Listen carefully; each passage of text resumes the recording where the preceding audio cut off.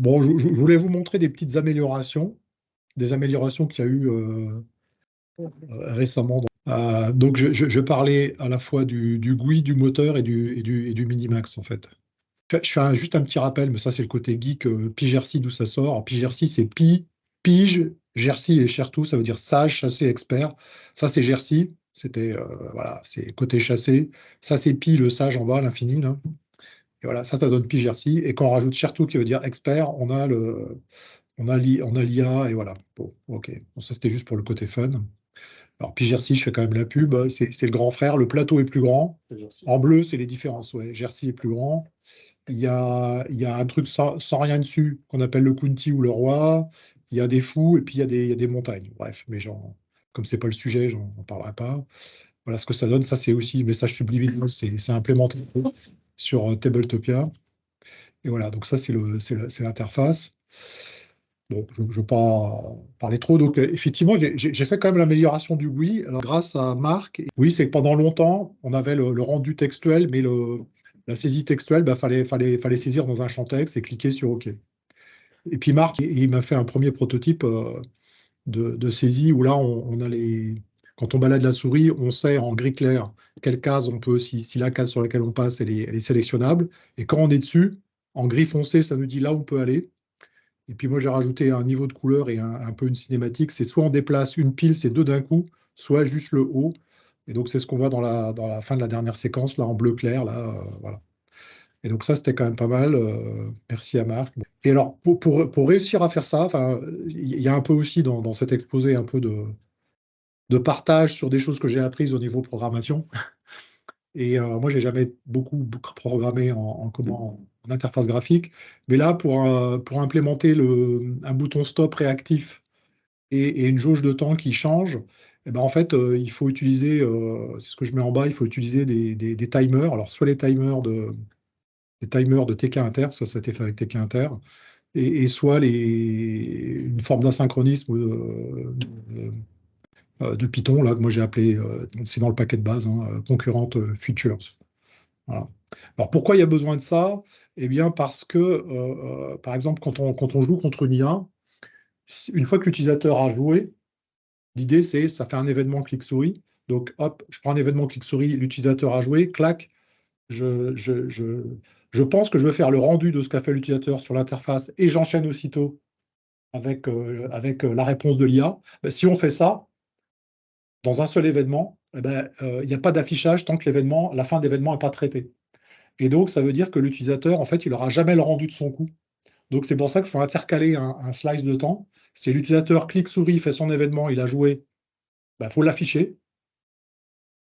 Et faut mettre un petit temps pour faire jouer l'IA. Sinon, on n'a jamais le truc.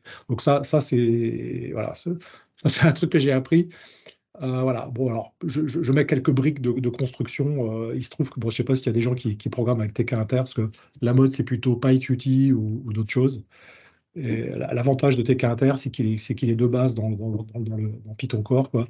Bon, bah, il y a des petits trucs qui s'appellent Canva, c'est la méthode after, et là, on met un délai je ne sais plus si c'est des secondes ou des millisecondes, et puis on met un callback, donc c'est ce qui est surligné, là, commande next, par exemple. Donc il y a deux trucs de base, c'est soit on déclenche le truc, soit on le tue. On le cancel, quoi. After cancel, ouais. Soit on le crée, soit machin. Voilà. Et aussi, ce qu'il n'y avait pas, c'est quand on veut faire du humain versus IA ou IA versus IA, ben, ouais, c'est ce que je disais tout à l'heure, c'est mieux de découpler l'agent qui fait les calculs de l'IA. Bon, moi, j'ai fait ça avec Concurrent Future. Bon, j'ai mis des briques de base. Là, on voit le start game. Ça, c'est pour créer ils appellent ça un pool exécuteur. Voilà. Donc, on peut envoyer alors ça c'est pour mettre en place le système, le shutdown c'est pour le tuer, et après on peut soumettre une tâche, submit là, et après pour examiner les résultats, on peut faire à des moments opportuns, on peut questionner, on a un prédicat, est-ce que c'est done, et si c'est done, on peut attraper le résultat. Voilà, bon, je ne veux pas épiloguer, mais c'est pour dire que le message, c'est que c'est relativement simple et bon, moi j'ai fait un petit cas test pour me faire la main, mais après, Une fois qu'on a le cas-test, à brancher, c'est assez facile. Alors, il y a une petite subtilité là, il y a plutôt de l'orienté objet, mais quand la tâche qu'on soumet là dans Submit, ça doit être une fonction pure, enfin pure, une fonction quoi. Et s'il y a des objets ou des appels d'objets, bah, il faut se débrouiller pour que la fonction soit pure et que la fonction pure cache l'appel à une méthode, à un objet. Là, c'est ce qui se passe. En fait, en bleu, j'ai besoin d'appeler la méthode search sur un objet qui est searcher.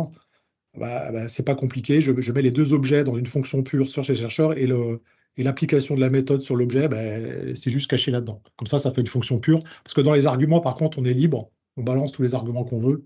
Donc, voilà. Bon. C'est des petits trucs. Et aussi, si on veut un truc en temps borné, c'est-à-dire que quand on a lancé quand on a lancé quand on a fait jouer contre une IA, et si on veut pouvoir arrêter, faire le bouton stop ou arrêter, il faut que, oui, si on veut, non, pardon, c'est pas ça. C'est si on veut garantir que le temps d'exécution il est borné, c'est-à-dire qu'on veut une réponse d'IA en 10 secondes. Alors là, la solution que j'ai appliquée, moi, c'est de lancer.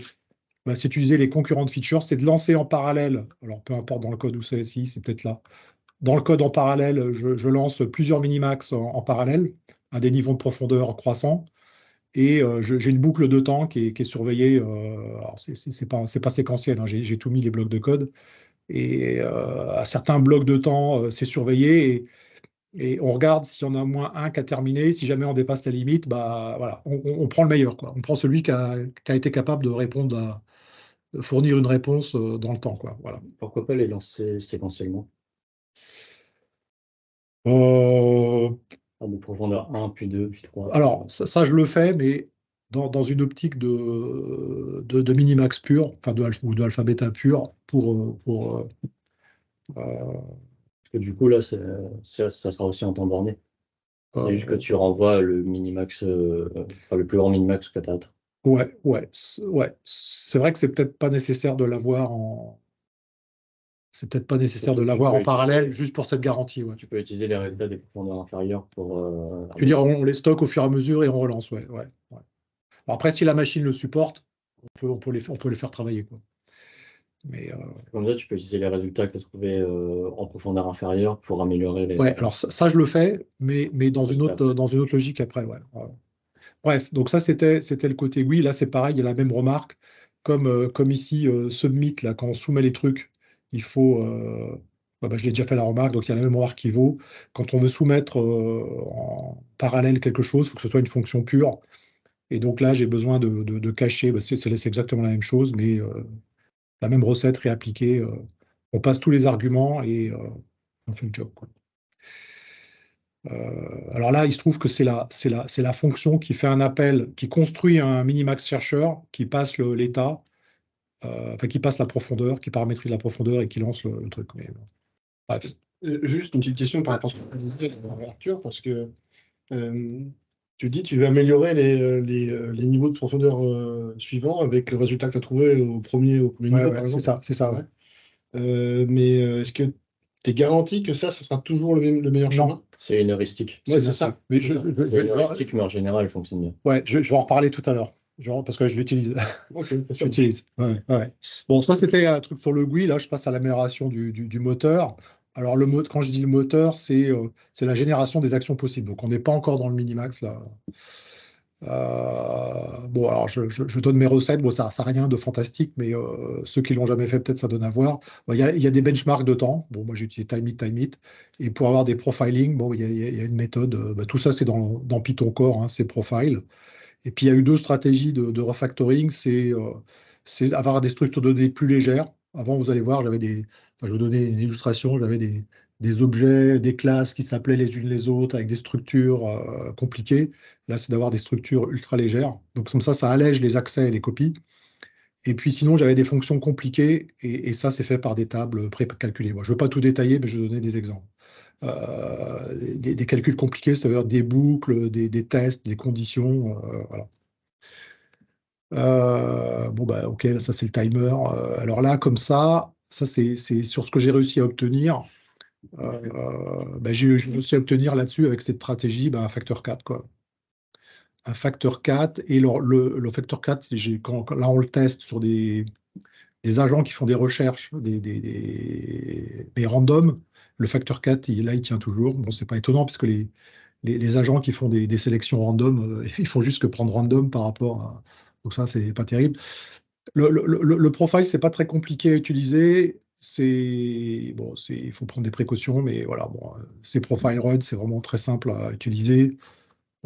Après, on peut demander à sortir comme on veut. Ça donne ce genre de truc.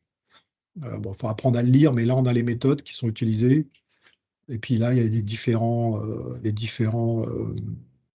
les nombres d'appels, les trucs totaux, alors cumulés, pas cumulés, etc. Et ben, on regarde ça, puis on essaye de se poser des questions, on fait des allers-retours entre qu'est-ce que je peux... Ah, ça consomme beaucoup, qu'est-ce que je pourrais utiliser d'autre? Est-ce que je pourrais éviter de faire des boucles? Est-ce que ceci, cela? Voilà. Bon, c'est juste pour donner à voir. Alors, une idée du design lourd que j'avais avant. Alors, j'avais une classe cube et une classe cube sort, c'est-à-dire quelle sorte. Il y avait les cubes eux-mêmes, les instances de cubes et les cubes de sort. Alors, ça, il y avait vraiment une classe cube, et je les rangeais dans deux tableaux. Les tableaux, les arrays, là, c'est des tableaux. Alors, c'est pas des NumPy arrays, hein. Je vous le dis tout de suite, j'ai testé les NumPy arrays. Comme j'ai des petits tableaux, c'est pénalisant. Vaut mieux utiliser des arrays comme ça. Bon, alors j'en profite pour faire la remarque. Et là, le truc qu'il y a ici, ça donne la taille. Et là, ça veut dire 1 byte. Parce qu'effectivement, il n'y a pas besoin de plus d'1 byte. Donc, ça fait des structures vraiment légères. Bon, à l'époque, j'avais quand même deux tableaux. Un pour la couche top, la couche du haut et la couche du bas, indexé par Ici, ça boucle sur tous les hexagones.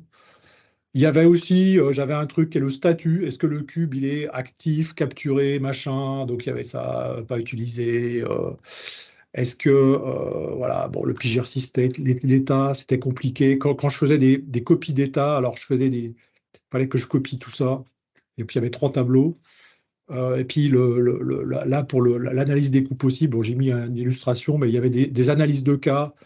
Si là où je vais, c'est vide et que blabla, tac, tac, tac. Enfin, là, ça tient sur plusieurs pages. C'est affreux. C'était long. Alors que le nouveau style, c'est plutôt compact. C'est l'état d'un hexagone. L'état d'un hexagone. Et là, alors l'essentiel que je vais mettre, le poids plume, il est là-dedans. Ça, c'est un entier. Et ça, c'est juste des trucs en plus pour le côté humain ou pour construire. Et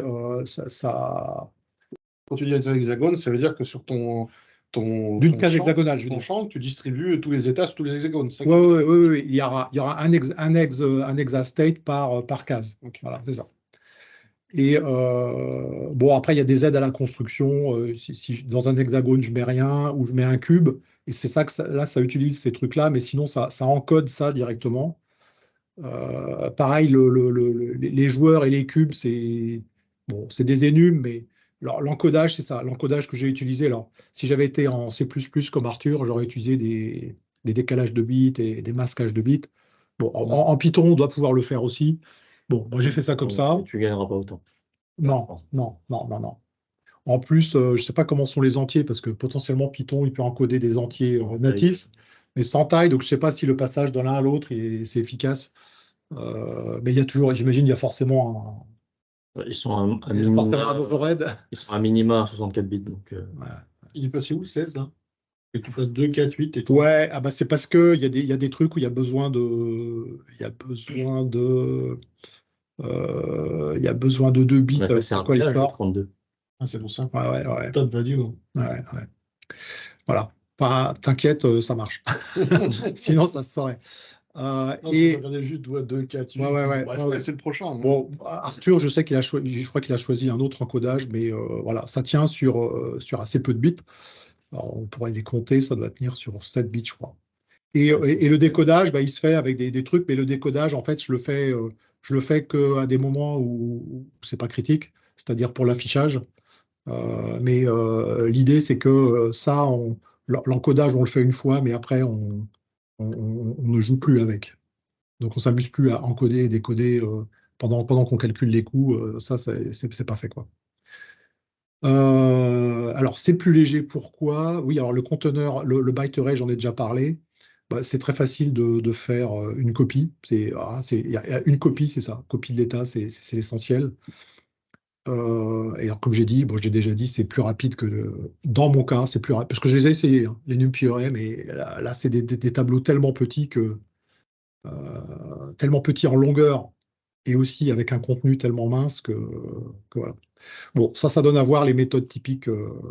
Je voulais essentiellement montrer la copie, donc la duplication de l'essentiel de l'état, est vraiment très simple, quoi. Et les tables, plutôt que de faire l'algorithmique pour savoir est-ce qu'un déplacement est possible ou pas, alors il y a une série de tables, mais l'idée c'est une table indexée par un code quand on fait un mouvement et est-ce que c'est possible derrière? Et ce que je viens de faire, est-ce que c'est une capture? Et ça, c'est précalculé. Donc, c'est une table, il y a un entier en entrée et ça sort les trucs. Donc, il n'y a plus des if et finalement des genres de décodage hein, de la situation. Donc, c'est beaucoup plus rapide. Bon, là, ça ne veut pas dire qu'il n'y a plus de boucles. Il y a encore des boucles, mais il y en a beaucoup moins. Voilà. Et c'est ça qui fait que ça commence c'est comme ça que j'ai obtenu un facteur 4. Bon, ça c'est, bon, je ne veux pas rentrer là-dedans, mais oui, alors là, c'est un exemple que quand j'ai appliqué un coup, je duplique le tableau et j'écrase deux. Là, c'est un exemple où il y a deux cases, deux états de cases qui ont été changés. Donc, on duplique l'ancien, on écrase juste ce qu'il faut. Alors là, il y a une histoire de chemin qui correspond au déplacement qui a été fait. Donc, c'est vraiment plus léger, quoi. On peut encore faire plus léger. Et je pense que si on est en C ou en C++ comme Arthur, on peut encore être beaucoup plus léger. Voilà. Bon, j'en dirai pas plus, mais ça a amené un facteur 4. Alors, je démarrais avec un design qui était pourri, hein, mais voilà. Alors après, le minimax. Alors, il y a deux volets dans le minimax. Il y a gagner plus souvent, donc c'est-à-dire qu'il soit plus performant, et aussi gagner plus vite. Donc, c'est la vitesse. Alors, ça se traduit par quoi? Alors, le gagner le plus souvent, ça va être la fonction des. Je ne vous refais pas le truc, c'est basé sur l'analyse d'un arbre, alors qui est partiel, c'est-à-dire ça c'est pas forcément des nœuds qui conduisent à la victoire, ça peut, mais on a amputé, on va pas. Et donc, gagner plus souvent, ça veut dire que l'analyse, il y a une fonction d'évaluation ici, et ça va consister à l'améliorer. Donc ça, je l'avais déjà fait dans la V1.0. Et par contre, gagner plus vite, ça veut dire être plus efficace à fonction d'évaluation égale pour se balader là. Et ça veut dire un élagage plus efficace, donc un tri plus efficace. Mais si aussi gagner plus si tu as une contrainte de temps au lieu d'une contrainte de profondeur. Comment? C'est aussi gagner plus Ouais. si tu as une contrainte de temps. Oui, ça oui, ça revient à ça. Ouais. Et donc, je vais vous parler des deux. Alors, je vais vous parler d'abord de l'efficacité avant du terminal. Et pour le terminal, c'est là que je parlerai du CMA ES. Alors, en fait, ce que je dis minimax, parce que c'est plus facile à prononcer, mais enfin plus facile, je sais pas, j'ai l'habitude, mais c'est alpha bêta, hein, toujours. Donc ça veut dire que c'est du minimax avec de. Ouais, enfin, je ne reviens pas sur l'alpha bêta. Alors, la rapidité, là, elle a été accrue, il y a plus d'élagage. Alors, il y a surtout 4 heuristiques de tri et il y a 3 optimisations via ce qu'on appelle 2 tables de transposition. Et il y a aussi une élimination des duplications. Alors, je les ai nommés A comme heuristique, mais ce n'est pas tous des heuristiques, des fois c'est des optimisations, donc de A à G. Alors, je vais vous les présenter rapidement, puis ouais, alors j'en ai parlé après. Et les gains accrus, ça, c'est optimisation des poids, j'en parlerai après. Alors, les heuristiques, aller plus vite. Alors, il y a une heuristique qui est toute bête, alors qui est très ancienne, mais là, comme j'ai fait des mesures, vous allez voir que c'est terrible. C'est terrible. Ça montre qu'il y a un des messages là à retenir, c'est alpha, bêta, il faut un algorithme de tri efficace. Il faut des heuristiques. Si tu n'as pas ça, ça ne va pas, quoi. Alors, il y en a une qui est très efficace et qui est très simple. C'est d'abord, quand j'ai l'arbre, là, comme ça, quand j'ai l'arbre, c'est donc quand je suis à un nœud et que je suis un nœud là, puis j'ai un tri. Alors, il faut s'imaginer qu'il y en a, alors, faut s'imaginer qu'il y en a 200. Parce que l'ordre de grandeur typique. Ouais, mais des fois, je vais à 200. Hein. Bon, voilà, c'est pas 10, c'est 100, 200, mais c'est pas 10. Donc, c'est surtout pas 2. Là, l'idée, c'est quand on est là, il y a des actions possibles et il s'agit de trier ça. Est-ce que ici, alors, on va aller de gauche à droite, mais il faut d'abord les trier. Donc, c'est de ça qu'il s'agit. Donc là, la première heuristique, c'est je vais d'abord regarder les coups qui permettent de faire des captures. Et seulement après, je fais autre chose. Donc, ça, c'est la première heuristique, la HA. Alors, moi, j'ai fait le tri, c'est d'abord le plus grand nombre de cubes capturés. Donc, c'est le nombre de cubes capturés avec un seul déplacement, c'est Un déplacement, oui, ça peut être plusieurs, hein, parce que tu peux en faire 0, 1. Si tu captures 1, si tu captures une pile, c'est 2, mais tu peux faire aussi, tu peux capturer en 2 fois. Tu peux aller jusqu'à 4. Voilà, d'accord. Donc, c'est d'abord selon ce critère. Et puis après, s'il y a des ex-aequo, c'est ceux qui déplacent les piles. Alors ça, je ne sais pas si c'est... J'ai pas testé en aveugle, et si j'enlève ce critère, si je déplace une pile plutôt qu'un cube. Mais bon, alors voilà, première heuristique de tri. Alors, il y a une deuxième heuristique, et là, on va aller dans ce que vous deux, là, Arthur et Antoine, parliez tout à l'heure.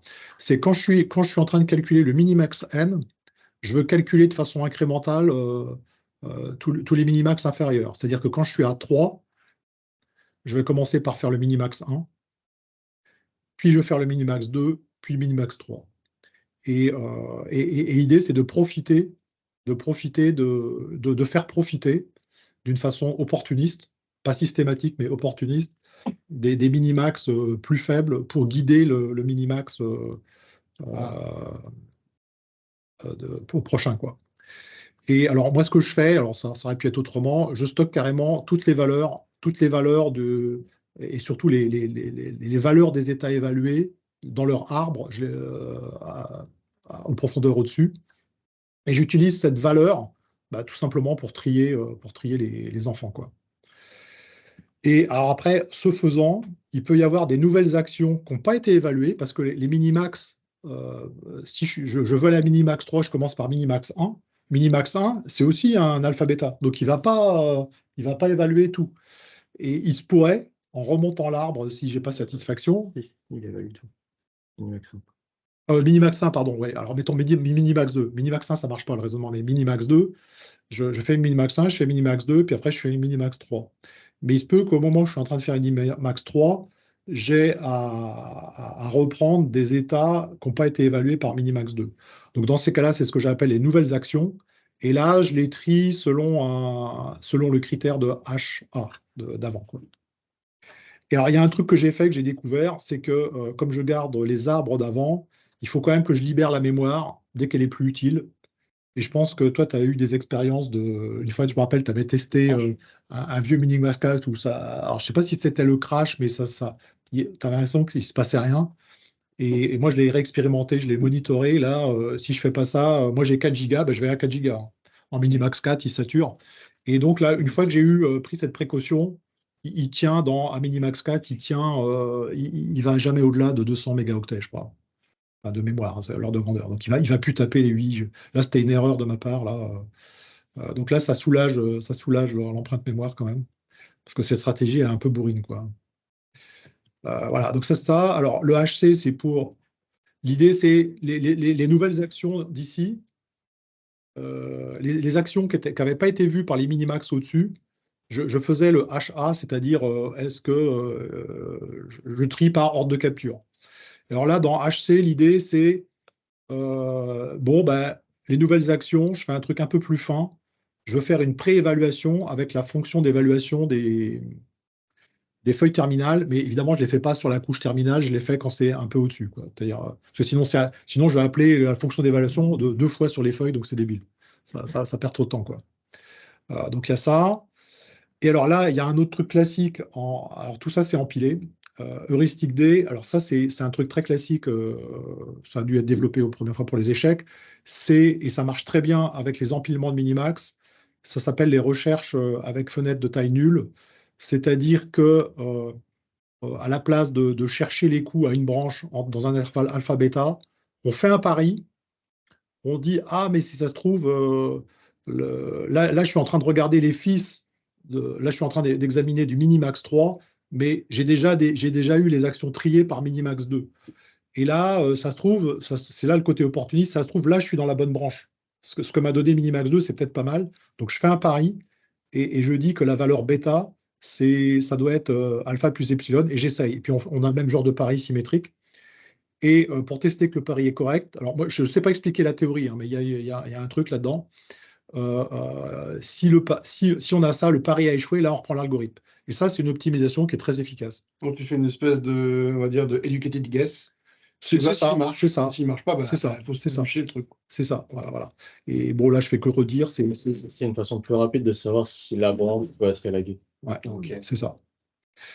Et alors après, j'ai essayé des trucs, là, on rentre dans les optimisations. C'est pour éviter, alors c'est une optimisation du coût d'appel à la fonction d'évaluation plutôt que de la. Alors moi, j'utilise aussi des tables, mais il n'y a pas que des tables, il y a plusieurs, il y a quelques boucles, il y a des tables. Donc ça a un certain coût de CPU. Et bah là, j'ai une table de transposition, c'est de la mémorisation, hein. Voilà.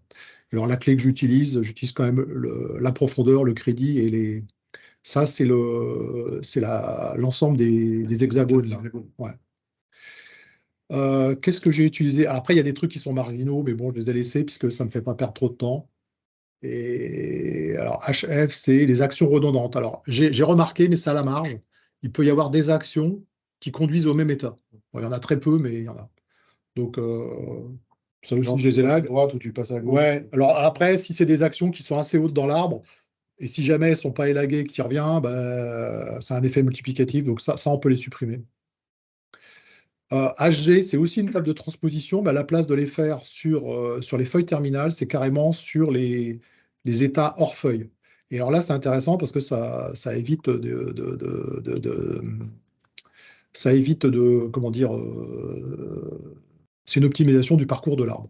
Alors là, par contre, j'ai un peu galéré parce que il faut mettre à jour cette table de transposition. Enfin, en tout cas, j'ai voulu être prudent. Je l'ai mis hors des actions. On fait des recherches des fenêtres de taille nulle. Parce que sinon, on va avoir des fausses valeurs pas validées sur les états que je vais garder. Voilà.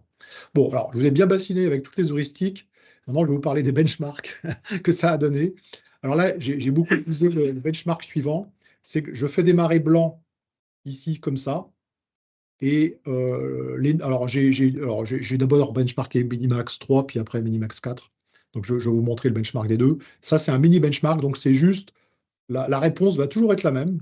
Parce que là, encore une fois, il ne s'agit pas de modifier le coût qui va être envoyé, mais de faire en sorte qu'il arrive plus vite. Voilà. Donc, il renvoie ça. Donc, ça, c'est mon benchmark. Et C'est toi qui as imposé le coût de réponse? non, c'est lui qui le trouve tout seul, mais il le trouve comme ça. Et l'idée, encore une fois, là, c'est pas de savoir si c'est un coup gagnant, mais c'est qu'il le trouve vite, qu'il élague vite et qu'il le trouve vite.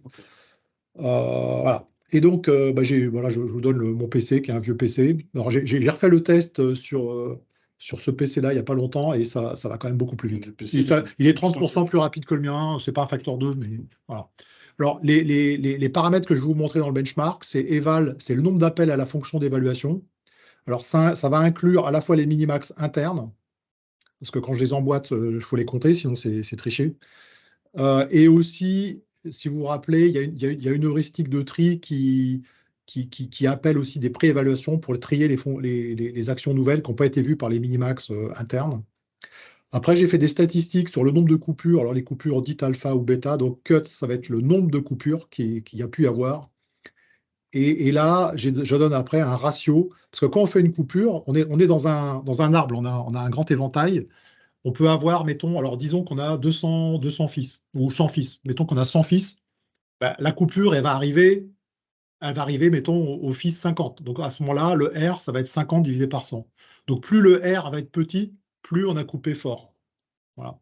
Et donc j'ai mis la moyenne, parce qu'après j'ai fait des stats sur toutes les coupures. J'ai pris la moyenne et aussi le quantile 95. Bon, ok. J'ai fait la même chose quand la coupure elle se fait de l'autre côté en bêta. J'ai la taille de la table de transposition 0. Donc ça, c'est les économies pour la fonction d'évaluation. Et ça, c'est la table de transposition. Alors par contre, les dernières stats, là, alpha, bêta, etc., la transposition, je le fais que pour le minimax le plus externe. Alors, je vous balance la table directement, mais on va regarder ça tranquillement. Donc là, ici, il y a l'heuristique. Donc 0, il n'y a aucune heuristique. Alors, il y a quand même le alpha bêta, mais sans. Bah, c'est dans l'ordre dans lequel les coûts étaient générés par le générateur de coûts. Et puis à chaque fois, on empile une heuristique supplémentaire. C'est des secondes. Alors, les CPU, c'est des secondes. Ouais.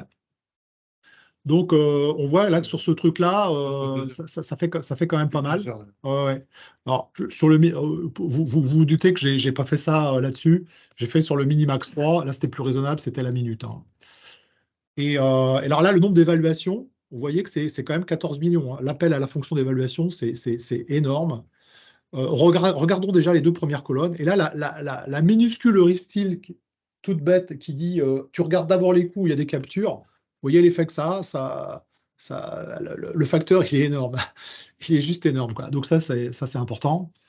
Et bon, on voit la progression, hein, alors le HB, c'était quoi déjà? Est-ce que c'était le HB, c'était les emboîtements. C'est linéaire, en fait, entre le nombre d'évaluations. Ouais, je vais y revenir. Le HB, donc le HB, c'est les emboîtements de Minimax. Le HC, c'est l'évaluation, donc j'y reviens. Et le HD, c'est la fenêtre. Ouais, j'aurais pu faire des rappels. Voilà. Donc, bon, bah, ça progresse. Au bout d'un moment, là, les deux derniers, alors il y en a un, ça doit être les coupures. Les coupures, ça doit être ça, les actions redondantes. Et HE, c'est la table de transposition sur les fonctions d'évaluation. Et ici, bon, c'est pas en seconde, c'est pas terrible. Là, ça diminue un peu, mais c'est bon. Après, on gratte les dixièmes de pourcent, enfin les quelques pourcents. Là, ça fait 4. On a du mal à avoir 10%. Voilà. Là, à titre, on pourrait regarder ça parce que est-ce que ça, c'est très stable? Parce que les mesures de temps, je me suis rendu compte que ce n'était pas forcément très stable. Donc là, quand j'ai tout enquillé les heuristiques, j'ai répété 10 fois. Et donc, ça correspond à ce truc-là. Là, j'avais trouvé 279. J'ai répété 10 fois. Et alors, par contre, j'ai débranché toutes les mesures de temps. Toutes les mesures j'ai débranché des mesures. Donc, ça me fait du 259. Bon, c'est assez stable, hein. J'ai fait ça de suite. C'est assez stable. Après, il y a d'autres trucs qu'on peut regarder. Bon, ça, c'est tout à l'autre bout parce que c'est assez simple. Les tables de transposition, je croyais que ça allait m'exploser les tables de transposition, que ça allait faire du million. Ben, j'ai pas tant les tables de transposition sont pas très grosses. Donc ça, voilà. Alors, F eval, c'était quoi déjà? F eval. Ah oui, parce que là, c'est les évaluations de terminaux, mais avec table de transposition TT0, là, ou pas. C'est-à-dire, c'est les vraies évaluations. Donc là, les vrais appels à fonctions, je les ai quand même diminués. Alors, ce qui est intéressant, c'est de regarder l'efficacité des coupures. C'est-à-dire, quand on coupe, au début, avec juste, bah, quand il n'y a rien, ça coupe quoi, allez, ouais, ça coupe pas terrible, quoi. Si on regarde que les moyennes, 20%, 10%. Et quand on arrive là avec le guidage, par les minimax au-dessus, alors là on a quoi? On a 3%, 15%. C'est mieux. Et après, ça améliore encore. Alors, l'efficacité des coupures s'améliore. Ouais, alors il y a les moyennes et puis il y a les. Bah, comment? Les quantiles, c'est pour ça. Ouais, c'est les quantiles, ouais. Donc, c'est les quantiles 95, donc voilà. Bon, ça c'était sur le Minimax 4. Minimax 3, on a un peu les mêmes phénomènes. Alors, en seconde, c'est moins. Quoique, quand il n'y a rien, on a quand même 1 minute et là, on passe à en gros 20 secondes. C'est quand même pas mal. Là, on démarrait avec 123, on finit à ouais, pratiquement 4 fois moins. Ça, c'est pas mal. Alors là, l'efficacité des coupures, c'est un peu différent. Là, on se balade des 1%. Là. Voilà. Donc, le truc, c'est ça, c'est qu'il faut vraiment guider les coupures, quoi. Il faut vraiment guider les coupures. C'est marrant que là, à Minimax 3, j'ai l'impression que rajouter les tables de transposition, ça t'a rajouté du temps. Ouais. Alors, le truc, ça, c'est un cas de benchmark, hein. Je vous rappelle, c'est un cas de benchmark. Donc, on gagne moins, le compromis. On gagne moins à faible profondeur. Ouais.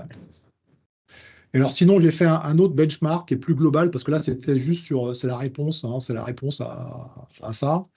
J'en ai fait un autre qui est, je laisse jouer Minimax 4. Alors, quand je mets infini, c'est qu'il n'est pas borné en temps. Je l'ai joué contre lui-même. Alors, j'ai comparé les deux versions. Alors, et ça se joue en 36 coups, sachant que le premier coup, il est tabulé, donc c'est comme si avec 35 coups. Et voilà l'effet que ça a. Donc, ça fait quand même une belle amélioration. Avant, on attendait, il y avait en gros 5 minutes par coup. Maintenant, c'est plus que 2 minutes. Donc, c'est plutôt intéressant. Et alors, il y a une partie qui est liée à la génération des coups possibles. Elle a quand même augmenté d'un facteur 4. Enfin, elle a été diminuée. Et puis, il y a le alpha-bêta qui est plus rapide aussi. Voilà. Bon, ça donne un petit le scénario du temps passé par mouvement. Alors, j'ai pas mis le 1 parce que le 1, c'est lu en table, hein. L'ouverture, elle est tabulée. Donc, et voilà, donc il y a le truc, en général, alors c'est même 200 secondes, c'est quoi? 6 fois 4, ça fait 24. Donc ça fait 4 minutes, mais avant, c'était énorme, quoi. Et souvent, des fois, ça répond en moins, quoi. Et alors, il y a des coups où il patine. Des coups où il patine. Là, au coup 7, bon, bah, là, il y a un temps de réflexion qui est plus grand. Ça, c'est Minimax 3. Là, c'est plutôt vers la fin. Là, quand il voit qu'il a perdu, il commence à. Là, c'est la panique. Il cherche comment il peut améliorer. Alors, ça, il y aurait peut-être. Le truc, c'est quand il voit qu'il peut gagner, des fois, le truc qui va peut-être améliorer, c'est quand le alpha-bêta voit bah là, il gagne. Il faudrait qu'il y réponde vite parce que c'est frustrant pour pour l'utilisateur. Et quand tu vois que tu as perdu, ça sert à rien d'essayer de gratter. Sauf, on ne sait jamais. L'adversaire peut ne pas voir qu'il y a un coup gagnant. Il peut faire une erreur aussi. Oui, il pourrait faire une erreur. Si tu vois que tu perds dans 35 coups, c'est peut-être pas la peine d'abandonner direct. Ouais, bien sûr. Dans ces cas-là, ouais. Il a fait E4. Hein, Bon, là, la Minimax, là, il y a des fois, ça répond en 10 secondes, 2 secondes. Là, ça répond très, très vite, hein. Maintenant, le Minimax 2, bon, qui est un peu un jouet, hein, mais quand on n'est pas bien réveillé, qu'on ne fait pas gaffe, on se fait quand même gauler par le Minimax 2. Bon, alors, tout ça pour dire que bon, ça a bien amélioré. Évidemment, si on veut gagner du temps, là, il faut faire comme Arthur. Il faut se mettre en C++. Voilà. Empiler versus interpréter. J'ai calculé, tu fais 1800 évaluations par seconde. Alors que toi, t'en fais 900 millions. Ah non, ça c'est avec Flickr, donc c'est 100 millions. Ok. Donc ça, c'est la puissance du compilé, en fait. Et l'optimisation de cache. Ouais, il a fait pas mal de magie. Alors maintenant, je vais passer sur les poids du Minimax. Donc là, on se rapproche de CMAES. Alors, hier, dans un data break, donc les breaks des data science, tu as exposé un peu. Toi, tu avais des indicateurs élémentaires, tu en as beaucoup plus, hein, parce que c'est par case, donc c'est organisé autrement. Moi, je vous montre ce que j'ai utilisé dans ma fonction d'évaluation, donc c'est pour les feuilles. Il y a la distance au but minimal, donc c'est la première ligne, D comme distance, G comme goal minimum. Il y a la distance moyenne au but. J'ai la distance moyenne au centre, c'est les 4 cases qui sont au centre, en ligne, qui séparent les deux camps. J'ai cube, c'est le nombre de cubes vivants. Fighter, c'est la même chose, mais en comptant que les cubes combattants, c'est-à-dire hors les sages. Les sages ne prennent pas. Et le crédit, parce qu'il y a un crédit restant avant le match nul. Alors on pourrait le considérer comme une ressource à considérer. Bon. Voilà. Alors qu'est-ce que je fais? Déjà, je les standardise. Alors déjà, je calcule la différence entre ces indicateurs-là, vus par les blancs, vus par les noirs, plus exactement entre le maximiseur et le minimizer. Il y a une petite faute là. En plus, chaque indicateur est normé de façon que l'indicateur standardisé mais il aille vraiment quoi, entre -1 et 1. Bon, sauf pour les crédits, ça entre 0 et 1. Et après, pour avoir le score final, c'est une pondération de ces scores, de ces indicateurs standardisés.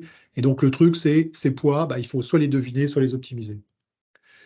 Et alors pourquoi je mets ça? Je crois que je vais le passer parce que. Oui, alors il y a les valeurs de fin de partie, là c'est différent. C'est plus infini, moins l'infini, ou des fois j'ai du super infini, j'ai appelé ça oméga. C'est parce que quoi? Ouais, je ne veux pas trop insister, mais ça c'est pour les fins de partie. Soit il y a des matchs nuls, soit c'est un gain ou une perte. Et j'avais déjà expliqué si je renforce. Alors quand c'est un nul, c'est un oméga simple. Et quand c'est un gain net, c'est-à-dire j'ai perdu ou gagné, c'est plus fort, c'est puissance 2 là. Et en plus, c'est repondéré par la profondeur. Alors chez moi, la profondeur, ici, quand c'est exprimé là, ça veut dire que la profondeur est diminue. Donc plus on gagne vite, plus on est proche on est moins profond et plus le score est haut. C'est pour encourager, si je peux gagner au prochain coup, j'y vais, quoi. J'attends pas de gagner dans 10 coups, je préfère gagner. Voilà. Alors, ça, c'est juste pour vous dire, c'est les poids que j'avais mis à l'intuition. Et c'est des puissances de 2, en gros, parce que, je vous rappelle, les trucs que je multiplie, c'est des trucs standardisés entre -1 et 1. Donc, avec des puissances de 2, ça reflète un peu les priorités, quoi. Donc, ça, c'était mon intuition. Et puis avec des doutes, c'est le crédit et puis la distance au centre. Est-ce que je mets 0? Est-ce que c'est pas important? J'ai hésité comme ça, voilà. Et alors, une remarque importante, c'est qu'ici, j'ai mis entre 1 et 16, mais de toute façon, comme c'est les mêmes scores évalués pour blanc et noir, ce qui compte, c'est pas la valeur absolue des poids, c'est leur valeur relative. Et alors là, je vous donne ce que m'a donné l'optimisation par CMAES dont je vais parler après. Donc c'est pour ça que je faisais le petit discours sur les poids. C'est que c'est assez différent. Mais on le verra en comparatif tout à l'heure. Et alors, parmi les trucs notables, bah, j'ai des choses négatives qui apparaissent, des poids négatifs. J'avais pas pensé, mais OK. Et alors, je l'ai fait pour. J'ai obtenu des évaluations différentes pour Minimax 1, Minimax 2, Minimax 3. Minimax 4, j'ai essayé de le faire, mais il y a très longtemps. Enfin, et ça durait trop longtemps, donc j'ai mis la même fonction d'évaluation que dans Minimax 3. Alors, comment ça marche, ça? Alors, je vais en reparler après, mais c'est un algorithme CMAES générationnel, un peu comme les algorithmes génétiques. Là, Minimax 1, donc le but, c'était de. Alors, le but, c'était quoi? C'est que ça, j'ai appelé ça l'agent standard. Souvent, vous allez voir, si vous dans les bouts de code, ça va être s'appeler STD comme standard. Et l'idée, c'était de mettre des poids alternatifs, donc ça va être suffixé alt comme alternatif. Et l'idée, c'est de battre le plus souvent possible cet agent paramétré avec ses poids. Voilà, c'était ça le challenge.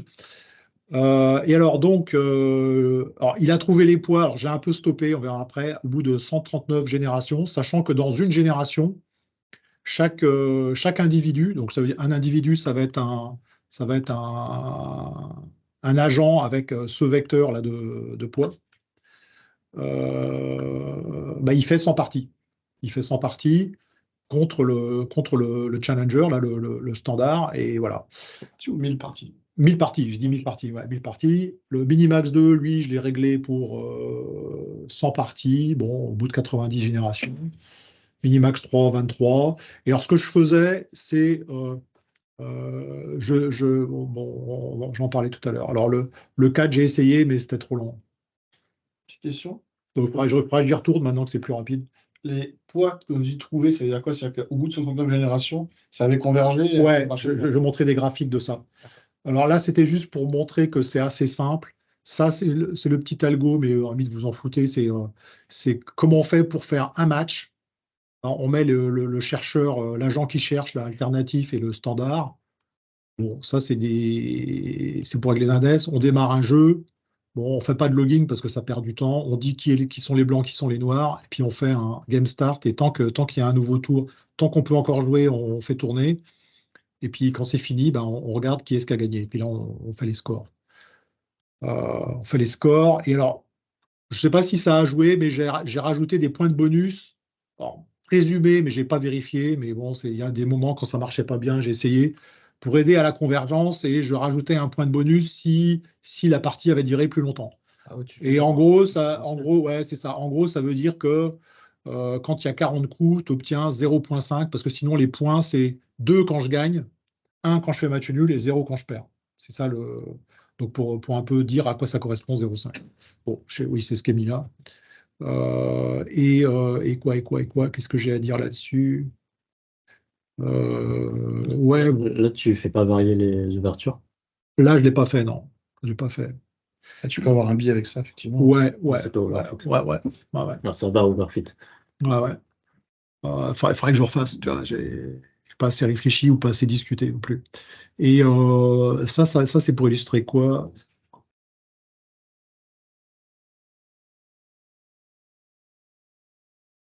Oui. Ton premier coup, c'est. Alors, Lui, le premier coup, il va changer, mais le standard, lui, il bouge pas. non. Lui, par contre, le standard, quand lui, il commence, il va. Non, parce que ces coups sont. Enfin, bah, à chaque fois, il trouve pareil. Donc, il trouve le. Alors, il y a une bibliothèque de coups préférée. Je l'ai fait calculer une fois.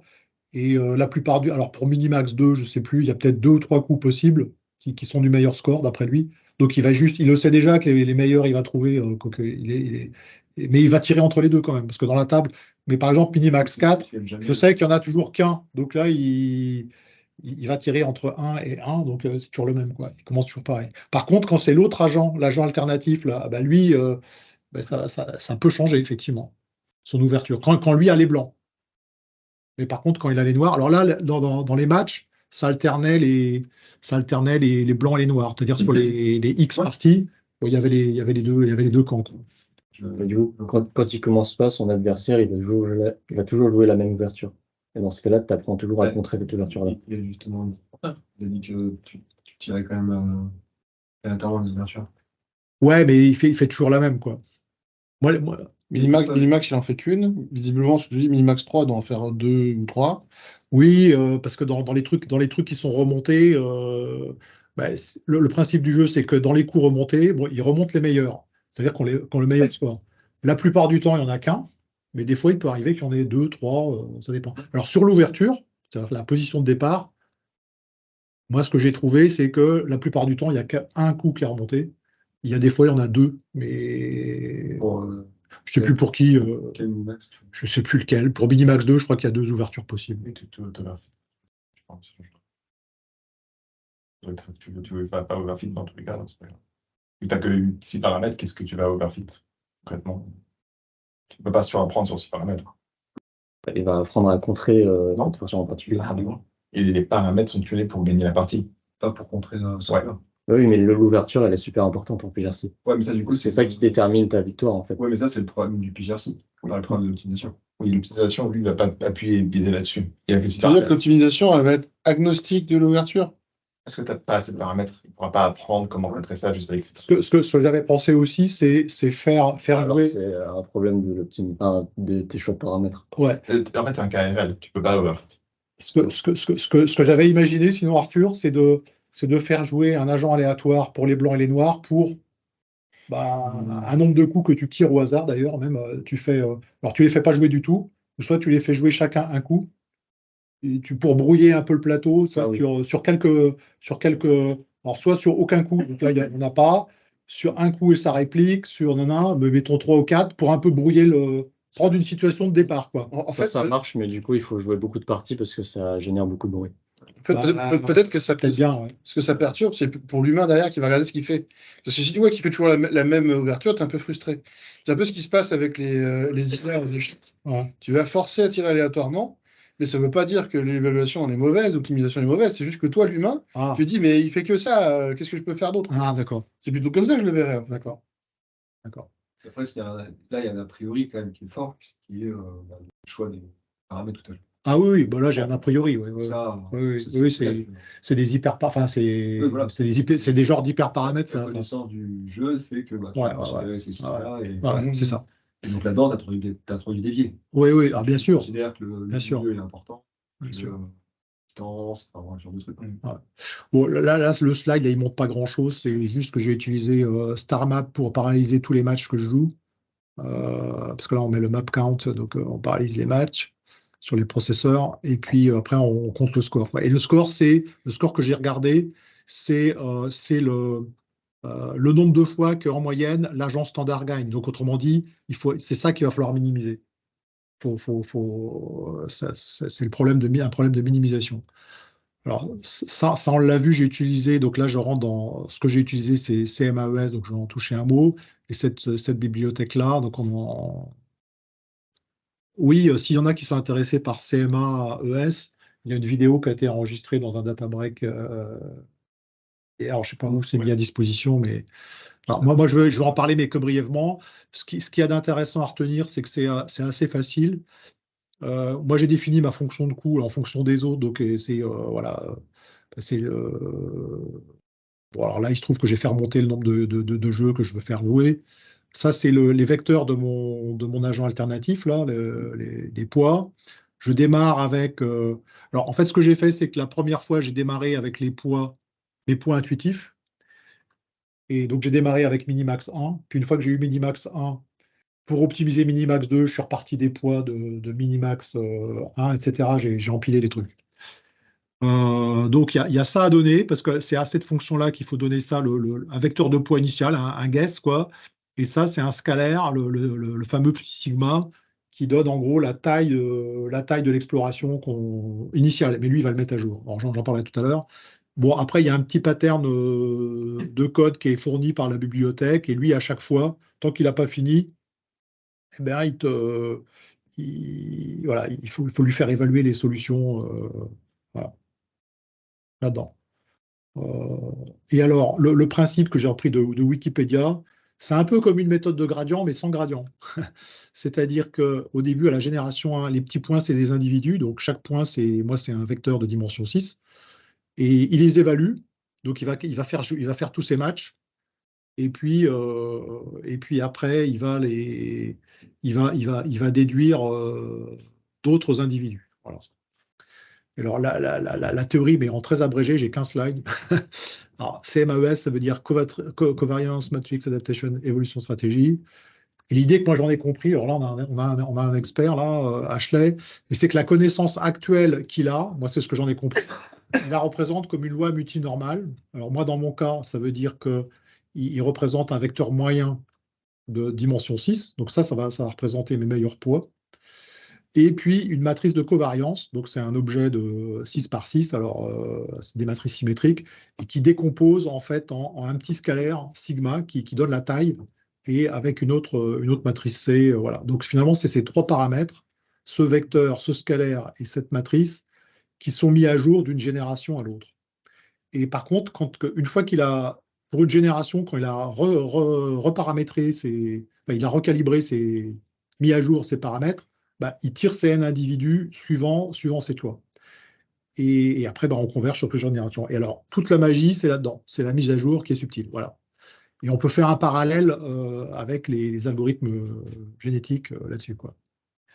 Et alors après, je vais vous montrer des beaux graphes de convergence, parce que CMA a le bon goût de fournir plusieurs fichiers texte dans lesquels il y a l'évolution de. Enfin, on peut regarder la convergence. Donc là, c'est pour Minimax 1. Donc, qu'est-ce qu'on avait? Donc ça démarre avec ce que moi j'avais mis. Donc en bleu, c'est le poids des combattants. Donc le nombre de combattants encore en vie. Enfin, c'est la différence entre les blancs et les noirs. Là, c'est les cubes seulement. Tous les cubes en général, pas que les combattants. La distance en gris, distance minimale au but. La distance moyenne au but en jaune. La distance moyenne au centre. Et le crédit. Alors le crédit, là on voit qu'il y a 0, il a même compté des trucs en négatif.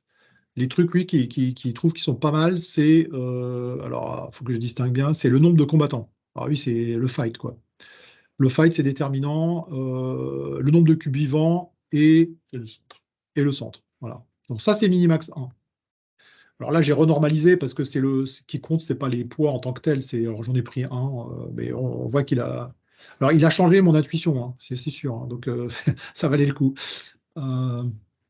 Alors si on regarde Minimax 2, alors Minimax 2, j'ai initialisé avec Minimax 1. Et bon, oui. Alors il a peut-être. Alors c'est vrai que c'est normal qu'il change parce que là, c'est pas la même perspective. Là, c'est je fais une profondeur 1 d'analyse. Bon, c'est sûr, j'ai pas autant d'informations que si je vais à une profondeur 2, donc ça peut être assez différent. Super stable à partir de Ouais. 550. Ouais. Et alors, on peut avoir aussi, ça c'est toujours Minimax 2, mais à la place de regarder les vecteurs de poids, là c'est le score. Alors le score, je rappelle, le score c'est quand on a deux, c'est le score moyen de l'agent à battre. Alors 2, ça voudrait dire qu'il gagne tout le temps. 1, c'est qu'il fait des matchs nuls. Et 0, c'est qu'il perd tout le temps. Alors après, je ne sais pas quel est l'effet du bonus là, qui est au maximum pour 40 coups, j'ai rajouté. Mais on voit que là, alors il y a le best ever, le best et le médian. Le best ever est sous le best? Ouais. Le score minimise. Ouais. Là, il s'agit de minimiser, c'est-à-dire de battre le vieux. Le nouveau doit battre le vieux. Donc plus c'est proche de 0, mieux, mieux c'est. Ok, je comprends. Voilà. Voilà le genre de courbe qu'on a. Le Minimax 3, bon voilà. Alors là, lui, il a été initialisé avec Minimax 2. Hein. Bon, j'ai l'impression qu'il a encore accru le fighter. Il faut les combattants, c'est essentiel. Et alors là, il a quoi? Il a la distance moyenne. Oui, entre la distance moyenne au but et la distance minimale au but, bon, alors il y a peut-être des collinéarités, je ne sais pas. Bon, le crédit s'en fout un peu. Hein, c'est proche de 0. En fait, pour arriver du Voilà. match nul, puis j'insiste. Et là, comme je l'ai initialisé avec Minimax 2, lui, il a convergé, assez vite. Alors, il y a quand même le médian, ouais, bon. Mais alors, je vous rappelle, le 1, c'est match nul. Donc là, il écrase bien, quoi. Voilà. Et je crois que c'est tout. Voilà. Voilà. Voilà. Une question que je me pose, parce que tu as entraîné, tu as demandé SMS de fit à un agent, du coup, à partir, en comparant avec un agent de base. Ouais. Mais il se passe quoi si tu lui demandes de refiter, mais avec cet agent fité? Comparant avec cet agent fité. De s'améliorer de génération en génération. parce que ça se Ça, trouve- ça, je ne l'ai pas testé. Ça se trouve, t'auras des cycliques. T'as testé ça? Même pierre, papier, ciseaux. Non, Oui, exactement. Tu vas peut-être retrouver dans une situation où tu auras des IA qui peuvent battre d'autres IA, mais vont perdre contre d'autres, en fait. Un peu ouais, qu'un pierre, feuille, ciseaux ou un système cyclique, en fait. d'où l'intérêt. Où ça converge. Ah, ça, il faudrait un algorithme pour le coup. Alors, Ouais, tu répètes mais, ça sur le- construit de base génétique où tu n'as plus. Le tournoi, des trucs comme Ouais. ça. Ouais, c'est Ce ça. serait une belle mise en abîme qu'on a pierre feuille ciseaux sur Pigersy. Il y a 3 IA qui existent, il y a Pierre, Ouais. il y a ciseaux. Ouais, là, ce serait de faire une IA, mais Mais il faut. il faut sage qui. Ouais, c'est ça.